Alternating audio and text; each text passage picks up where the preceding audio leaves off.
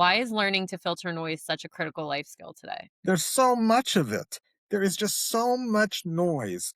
And on a baseball field, there are kids, there are teams, and I still watch a lot of Little League baseball. There are teams that still chatter, that still yell, hey, batter, batter, hey, batter, batter. The pitcher's an itcher. There are just teams that do mean things. And there are people on social media who do mean things. They not only gossip, but they bully. And if you can sustain your own self-image on a baseball or softball field, then you have to be able to translate that, and we have to help kids translate that to sustaining your own self-image in the face of gossip and in the face of bullying and in the face of meanness on social media, especially Hmm.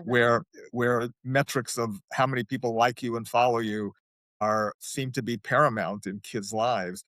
They are. It's but crazy. but but they have to not they have we have to teach kids that you have to filter out the noise. That's just chatter. Hmm. And I think we ended up cutting this line out from the book. But when someone yells, "Hey, batter, batter," it's like saying, "Hey, I wish I was better." And Hmm. and what they really are saying is they are envious, they are jealous, they don't feel good enough about themselves to not have to make other people feel bad. Yeah.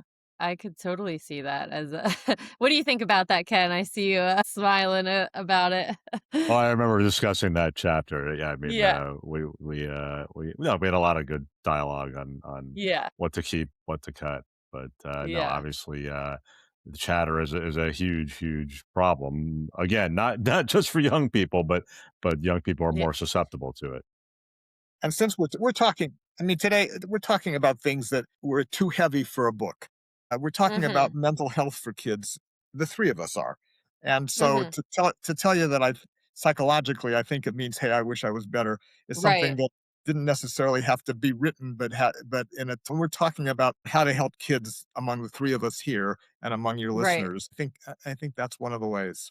Yeah, I can totally see that because they're probably not gonna say it to someone who's, like, a below average hitter, they're gonna say it to the better hitters, so and that they wanna be like, which makes a lot of sense. Ken, failure shows up again and again in the book, strikeouts, errors, slumps. What do sports teach about failures that school and society often fail to teach as well? Well, Sam, I think sports teach that failure is inevitable, at least occasional failure. And occasional failure can be acceptable. Chapter 88 of our book is just titled Averages. And then excellent doesn't mean perfect. And we talk about your classic in baseball and softball, your 300 hitter.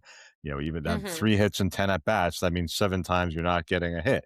And even I'm more analytically inclined, having covered the game so closely. So a 400 on base percentage, that means you're getting on base 4 out of every 10 times. That's still more than half the times where you're failing to do your job. Right. Obviously, you when you're in your math class, you're not settling for 40%. You're aiming higher. But maybe one time you get a failing grade, and as long as it averages out to something higher, then it's going to be okay. Right. Yeah. You're right, and it is interesting because failure in school is it has such a negative tone to it, but in a sport, it's like, okay, you didn't do great today. Let's work on this specific. I don't know. I feel as though it's more accepted in a lot of ways and it teaches you a lot more in a positive way than at school sometimes it can.